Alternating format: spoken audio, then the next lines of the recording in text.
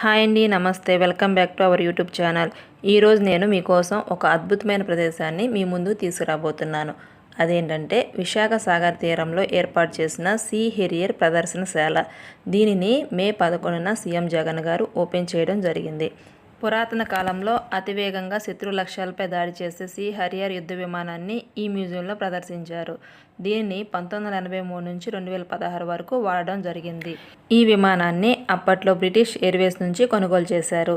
ఈ హరియర్ మ్యూజియాన్ని ఏర్పాటు చేయడానికి దాదాపు 10 కోట్ల రూపాయలు ఖర్చు చేశారు. ఈ మ్యూజియంలో యుద్ధ నౌకలు, యుద్ధ విమానాలు, జలాంతర్గామీలు ఏ విధంగా యుద్ధం చేసావో మొదలైనవన్నీ కూడా ఈ మ్యూజియంలో ప్రదర్శిస్తారు. ఈ museum timings morning 10 to evening 8:30. ఇప్పుడు మనం ఈ మ్యూజియం లోపల ఎలా ఉంటుందో ఈ వీడియోలో చూసేద్దాం.